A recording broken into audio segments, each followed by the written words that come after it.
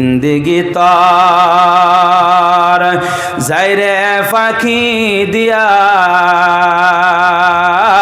রে সোনার আদম জিন্দগি তোর যায় ফাঁকি দিয়া জিন্দগি তোর যাইরে ফাঁকি দিয়া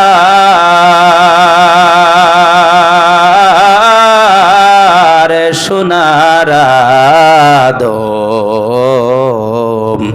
জিন্দগি তোর যায় ফাঁকি দিয়া জিন্দগি তোর যাই রে ফাঁকি দিয়া রে সোনার আদম জিন্দগি তোর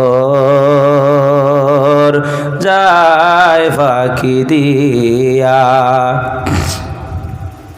ও আদম রে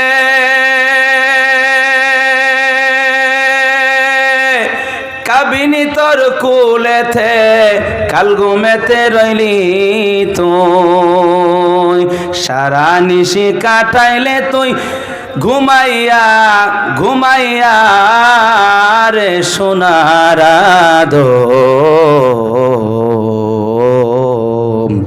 জিন্দগি তোর যায় ফাঁকি দিয়া জিন্দগি তোর যাই রে ফাঁকি দিয়া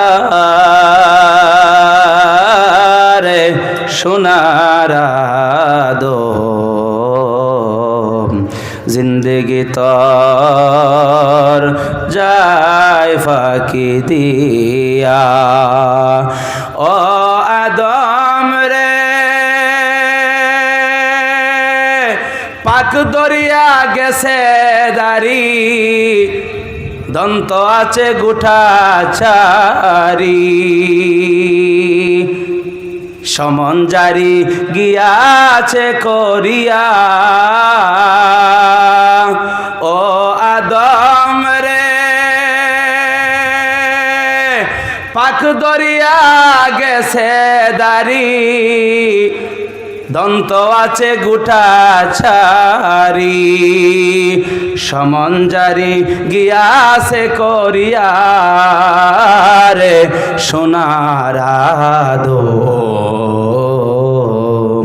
জিন্দগি তোর যায় ফাঁকি দিয়া জিন্দগি তোর যায় রে ফাঁকি দিয়া রে সোনার আদম জিন্দগি তোর যায় ফাঁকি দিয়া কোথায় ছিল বাবা কোথায় ছিল দাদা কোথায় ছিল মা কোথায় ছিল ভাই এরে আল্লাহর বান্দা কিছুদিন আগে একজনের বাসার মধ্যে দাওয়াতে গেলাম যাওয়ার পর তাকাইয়া দেখলাম উনার পরনের যে লুঙ্গি ছিল ওই লুঙ্গিরা আলমারির উপরে দিয়া এরপরে শোকেসের উপরে দিয়া এর উপরে কিছু জিনিস রাখছে এরে আল্লাহর বান্দা চিন্তা করলাম উনার ব্যবহার কৃত লুঙ্গিটা এখনো পর্যন্ত আছে উনার ব্যবহার কৃত কাঠ এখনো পর্যন্ত আছে উনার ব্যবহার কৃত মোবাইল ফোন এখনো পর্যন্ত আছে আল্লাহর নবী বলেন মানুষের তিন ধরনের বন্ধু হয়ে থাকে এর মধ্যে এক নাম্বার বন্ধু হলো দুনিয়া দুই নাম্বার বন্ধু হলো তার আত্মীয় স্বজন তিন নাম্বার বন্ধু হলো তার নেক আমল এরে আল্লাহর বান্দা সাহাবায়ে কেরামদেরকে ব্যাখ্যা করে নবীজি বললেন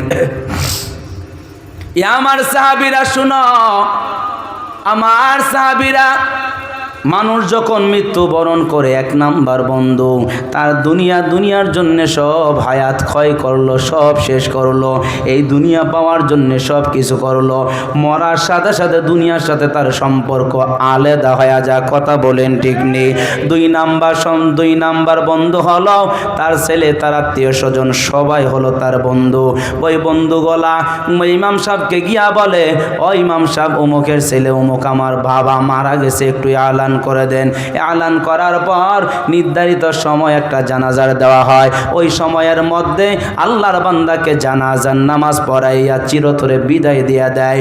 আল্লাহর হাবিব বলেন 3 ধরনের বন্ধুর মধ্যে 2 নাম্বার বন্ধু কবর পর্যন্ত যাবে, যাওয়ার পর তোমাকে মাটি দিয়া চিরতরে বিদায় দিয়া চলে আসবে। এমন একটা জায়গা, যেই জায়গার মধ্যে দিনের বেলা যাইতে বড় ভয় হয়। আমাকে যদি বলা হয় আপনাকে 2 লক্ষ টাকা দিব, ওই যে বিন্দার বিট কবরস্থান, ওই কবরস্থানে আপনি একটা রাত থাকবেন, এখানে কে আছেন যে রাজি হবে? কেউ রাজি হবে না। অথচ এমন একটা জায়গায় আমার জন্য গিয়া গহীন একটা কবর, ওই জায়গার মধ্যে খনন করা হয়, দিনের বেলা যাইতে বড় ভয় হয়। এমন একটা জায়গার মধ্যে কবর করা হয়, ওই জায়গার মধ্যে আমাকে রাখা হয়। রাখার পর আমাকে সবাই একা একা রেখে চলে আসে। হাদিসের মধ্যে আসছে একা একা রেখে যখন চলে আসে, মুর্দা স্পষ্ট কানের মধ্যে আওয়াজ শুনতে পারে, তাদের জুতার আওয়াজ, যারা নাকি তাদেরকে ওই মুর্দাকে কবরস্থ করে চলে যাচ্ছে। আল্লাহ তাআলা নবী বলেন ফেরেশতারা ওই জীবিত মানুষের উপরে মাটি ছিটা দিয়া বলে, যাও যাও, দৃশ্য থেকে মাটি ছিটা দিয়া তোমাদেরকে দূর করে দিলাম, যাও, আজকে দুনিয়া তোমাদের জন্য তার কাছ থেকে আলাদা হয়ে গেছে, এখন তোমরাও আলাদা হয়ে যাও, এখন শুধু সঙ্গে আছে তার নেক আমল, ঠিক কিনা? এরে আল্লাহর বান্দা, নেক আমল ছাড়া উপায় নাই। এমন একটা কবর, ডানে মাটি, বামে মাটি, সামনে মাটি, পেছনে মাটি, উপরে মাটি, এমন মাটির ঘর। এই ঘরের মধ্যে চূড়ান্ত চিরস্থায়ী হব। ওই জায়গার থেকে আবার আমাদেরকে আল্লাহ রাব্বুল আলামিনের ওয়ার্ডারে আল্লাহ রাব্বুল আলামিন যখন সিংহের মধ্যে ফুঁক দেওয়ার কথা বলা হবে, ওই জায়গার মধ্যে যখন সিংহের মধ্যে প্রথম ফুঁক, দ্বিতীয় ফুঁকের মধ্যে আল্লাহ রাব্বুল আলামিনের যারা নেককার বান্দা আছে তারা চোখ মোড়াইতে মোড়াইতে এক পর্যায়ে তারা বলবে মা ওয়াদ, তারা বলবে কে আমাদেরকে ঘুম আজকে ভাঙলো? তখন আল্লাহ রাব্বুল আলামিনের পক্ষ থেকে বলা হবে মা ওয়াদার রহমান, তোমার রহমানের ওয়াদা ছিল কিয়ামত দিবস কায়াম হবে, তোমাকে জীবিত করবে। অথচ আস ইবনে ওয়াইল তারা বলে আবার কিভাবে আমাদেরকে জীবিত করবে? এখন আপনারা বলেন আমাদের জন্য পরকালের হিসাব আছে না নাই? আমাদেরকে জীবিত কে করবেন? এরে আল্লাহর বান্দা, জীবিত যিনি করবেন ওই আল্লাহ রাব্বুল আলামিন বলেন মা ওয়াদার রহমান,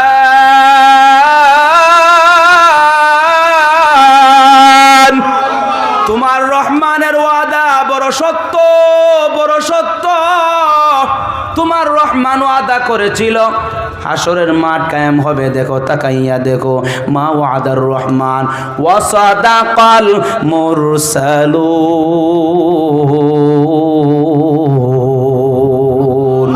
এই কালামে জিন্দা কুরআনে হাকিম, হিকমতে উলায়া জালাস্তু কাদিম, জামিউল ইলম ফিল কুরআনে হাকিম, তাকাসার আনহু আফহামুর রিজালে, বাহা কুরআন কালামুল্লাহ বসন,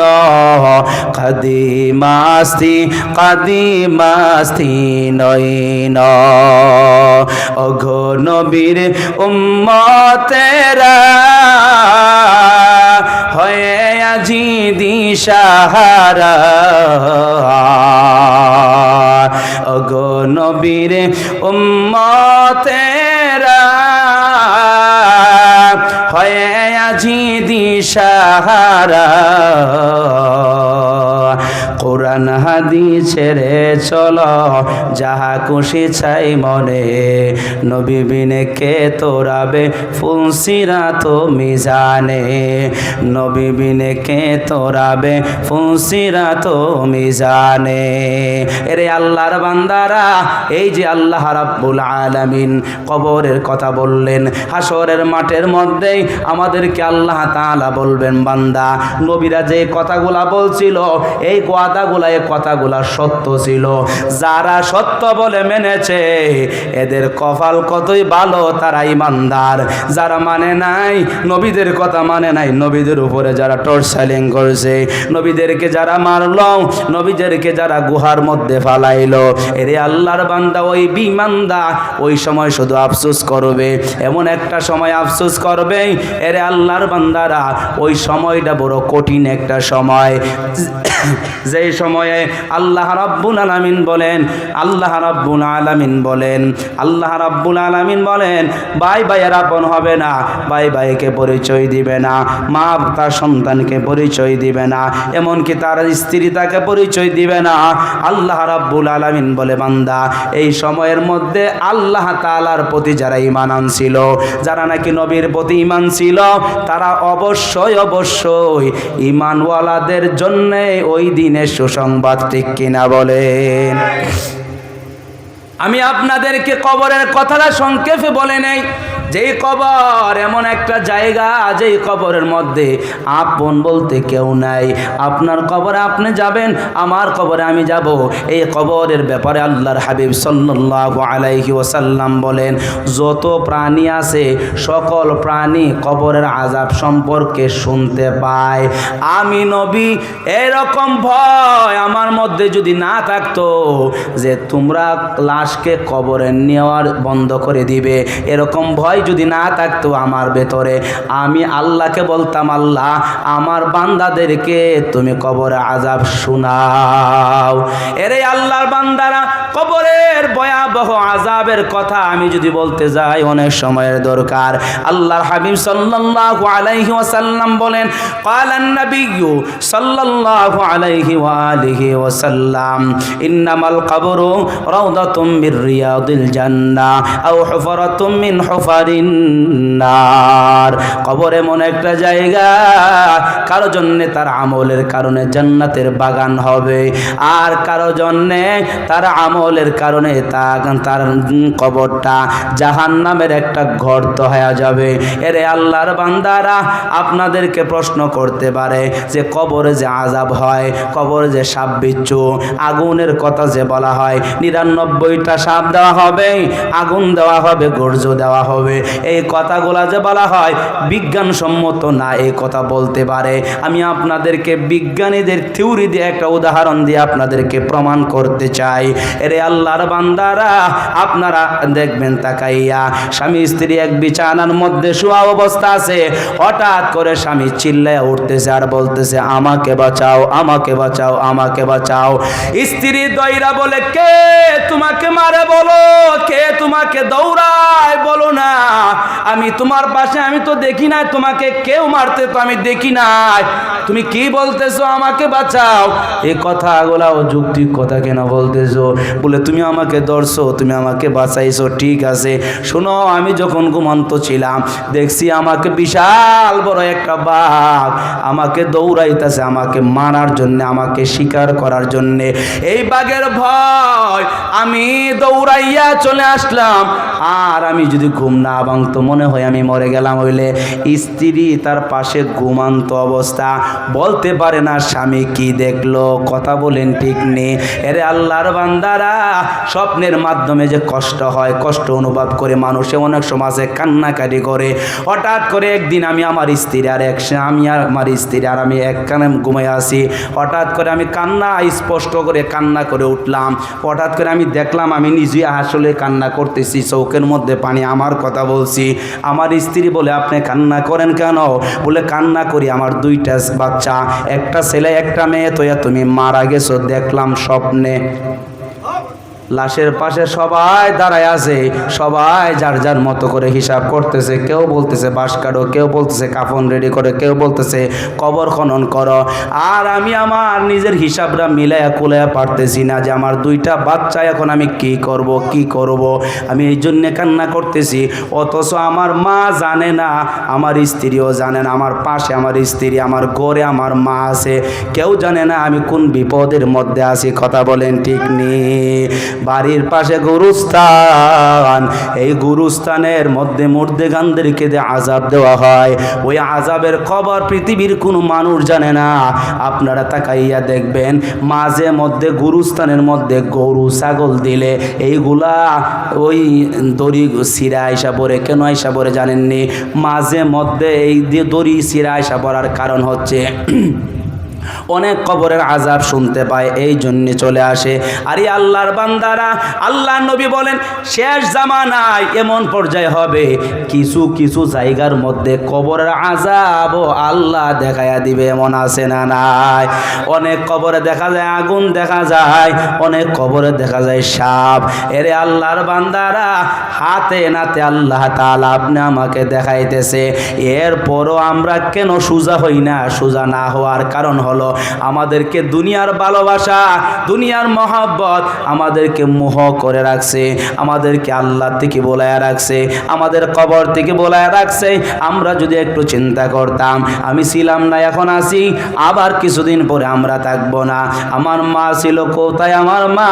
আমার বাবা ছিল কোথায়? আমার বাবা। আমার স্ত্রী ছিল নাই। কত মানুষ এখানে আছে, কত মানুষের সন্তান দুনিয়াতে নাই। এরে আল্লাহর বান্দারা, তারা ছিল কোথায়? চইলা গেল। এরে আল্লাহর বান্দারা, একটু চিন্তা করবেন, পরপারের দিকে একটু চিন্তা করবেন, আর নিজের হায়াতের ব্যাপারে একটু চিন্তা করবেন। আমি যেই সময় ছিলাম না, আমি যেই সময় ছিলাম না, এখন আবার আছি, পরে থাকবো না। আমাকে যেই জায়গার মধ্যে নিয়ে রাখবে, ওই জায়গাটা বড় অন্ধকার, অন্ধকার, অন্ধকার কবর। ওই জায়গার মধ্যে কেউ আপন বলতে হবে না। এরে আল্লাহর বান্দা, এমন কি রসুলের মেয়ে ফাতেমাকে বলতেছেন, ইয়া ফাতেমা তু আনকিজি নাফসাকি মিনান নার। ও আমার কলিজার টুকরা ফাতেমা, তুমি আমার কলিজার টুকরা, তুমি আমার কলিজার একটা অংশ। নিজেকে ভালো নেক আমল কইরা কবরে যাও। ওই জায়গার মধ্যে নেক আমল না কইরা বদ আমল কইরা যদি কবরে যাও, ওইখানে যদি গিয়া বলো আমি নবীর মেয়ে ফাতেমা, আমি হাসাইন হোসাইনের মা, এই পরিচয় দিলে হবে না গো মা। ওইখানে শুধু চলবে বান্দার নেক আমল, নেক আমল।